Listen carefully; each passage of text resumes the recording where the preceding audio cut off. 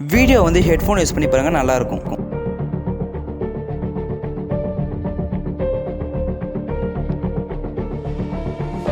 இன்னைக்கு காலைல கொஞ்சம் கூட எதிர்பார்க்காத அளவுக்கு நிலநடுக்கம்ன்றது ஆப்கானிஸ்தானில் ஏற்பட்டு ஒரு சில இடத்துல வந்து 5.5, 5.1, 6.1 சொல்லிட்டு வேரியண்ட்டாக காட்டிட்டு இருக்காங்க. ஆனால் எக்ஸாக்டாக என்னன்றது எனக்கே கொஞ்சம் கன்ஃபியூஸ் இருக்கு. ஆனால் கடைசி வரைக்கும் மெஜாரிட்டி பேர் அதிகமாக என்ன சொல்லியிருக்காங்கன்னா 5.1%, 5.1 மேக்னிடியூடில் தான் இந்த ஒரு நிலநடுக்கம் ஏற்பட்டிருக்குன்னு சொல்கிறாங்க.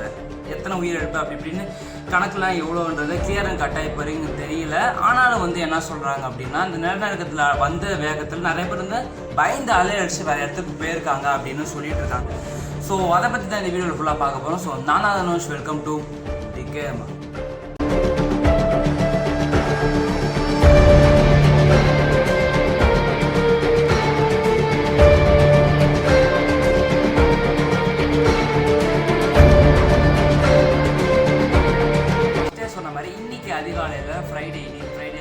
இன்னைக்கு அதிகாலையில் வந்து இந்த நிலநடுக்கம் வந்து ஏற்பட்டிருக்கு. எப்படின்னா எங்கன்னா ஆப்கானிஸ்தானில் இருக்கு. இதோட பாதிப்பு எவ்வளோ அளவுக்கு இருக்குது, எத்தனை கேலிபர் அப்படின்ற ஒரு மவுண்டன் எதனால ஏற்படுது மேஜராக எல்லாருக்கும் தெரியும் தான் நான் சொல்லிடுறேன். என்ன அப்படின்னா, டெக்டானிக் பிளேட்ஸ் வந்து மூவ்மெண்ட் காரணமாக தான் இந்த ஒரு நிலநடுக்கம் வந்து ஆரம்பிக்குது. இந்த எர்த்குவேக் வந்து எதனால நடக்குதுன்றதுனா பேசுகிற எல்லாத்துக்கும் தெரிஞ்சுருக்கு தான் நான் சொல்கிறேன். டெக்டானிக் பிளேட்ஸ் அதாவது வந்து பூமிக்கு மேலே இருக்கிறது ஒரு கண்டங்களை வந்து பிரிஞ்சுட்டு இருக்கக்கூடிய தான் டெக்டானிக் பிளேட்ஸ்ன்றாங்க. அது வந்து ஜென்ரலாக வந்து மூவ் ஆகிட்டு தான் இருக்கும். ஆனால் எப்பயும் இந்த ஒரு சில பிளேட் டெக்டானிக் பிளேட்ஸ் வந்து இந்த இதில் இருக்கும், ரெண்டு மவுண்டெயின்ஸ் இருக்குது. ஸோ இந்த மாதிரி கேப்பில் கூட எப்பயுமே டெக்டானிக் பிளேட்ஸ் வந்து கொஞ்சம் கொஞ்சம் மூவ் ஆகும் செய்யும், பேக் ஆகுது, அது மாதிரி நிறைய விஷயம் இருக்குது. திடீர்னு ஏற்படுற ஒரு ஃபிக்ஷன் மூலிமா எப்படின்னா வேகமாக வந்து சடனாக வந்து இப்படி உள்ளே போகுதுல, கொஞ்சம் அதிகமாக எக்ஸ்ட்ரா உள்ளே போகுதுல, அதான் வந்து எர்த்குவேக்கோட காசாக இருக்குது. இதுலேருந்து வர வேவ்ஸ் வந்து அதிகமாக மேலே வரைக்கும் போகும். இதோடைய எவ்வளோ ஸ்பீடுக்கு போதோ அவ்வளோ ஸ்பீடுக்கு ஏற்ற மாதிரி தான் அந்த டெக்டானிக் பிளேட்ஸு மூவ் ஆகிற காரணம் நிலநடுக்கம்ன்றது வந்து வர செய்யுது. இந்த ஒரு எர்த்குவேக் தான் இப்போ வரைக்கும் வந்து ஆப்கானிஸ்தானில் நடந்திருக்கு. எப்படின்னா இன்னைக்கு காலையில் அவ்வளோவா வந்து இதை பற்றின நியூஸ் வந்து யாருக்கும் தெரியல. பட் இருந்தாலும் இதோட நியூஸ்ன்றது இப்போ தெரிஞ்சிட்டு இருக்குது. ஆனால் வந்து எவ்வளோ சேதம், எவ்வளோ எதெல்லாம் பிரச்சனையாக உயிரிழப்பு நடந்திருக்கா அப்படின்றத பற்றி இன்ன வரைக்குமே கிளியர் அண்ட் கட்டாக தெரியல. இன்னை வரைக்கும்னா இன்னைக்கு காலையிலேருந்து இப்போ வரைக்கும் இதுமாதிரி தெரியல. நாளைக்கு கிளியராக சர்ச் பண்ணி பார்த்துட்டேன். ஓரளவுக்கு தான் மேஜராக கொடுத்துருக்காங்க. மேபி நாளைக்கு நாளை கழிச்சு விடுறதுக்கான சான்சஸ் வந்து இருக்குது.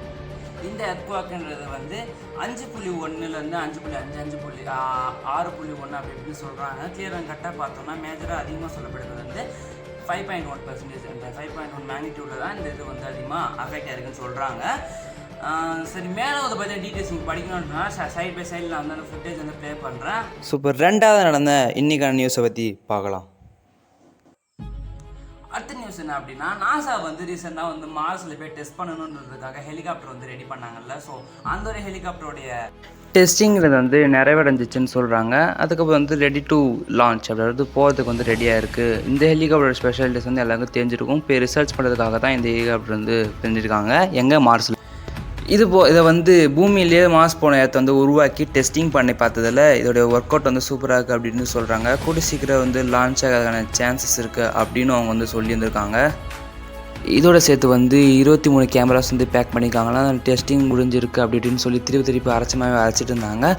அது மட்டும் இல்லாமல் இது வந்து அங்கே போயிட்டு நிறையா ஃபுட்டேஜ் எடுக்கும் அப்படி இப்படின்னு இன்னும் நிறையா இதுதான் சொல்லிட்டு இருந்தாங்க.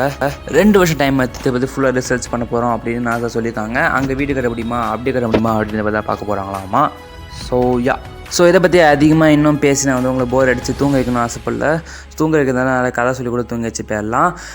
அரைச்சிட்டு இருந்தாங்க. அப்புறம் ஒரு சில விஷயம் நல்லா சொல்லியிருந்தாங்க, கொஞ்சம் விஷயத்தெல்லாம் மாற்றி சொல்லியிருந்தாங்க. பட் இருந்தாலும் அதோட டெஸ்டிங் வந்து நல்லா சக்ஸஸ்ஃபுல்லாக முடிஞ்சிருக்கு, ஓரளவுக்கு போகுது அப்படின்னு சொல்கிறாங்க. 2 வருஷத்துக்கு வந்து டைம் எடுத்து ஃபுல்லாக சர்ச் பண்ண மாதிரி மறுபடியும் அதை சொல்லிட்டு இருக்காங்க. ஸோ அதனால் திருப்பி சொல்லுவங்களை வந்து டிஸ்டர்ப் பண்ண வரும்ல. ஸோ அடுத்த வீடியோவில் பார்க்க வரைக்கும் பாய் காய்ஸ்.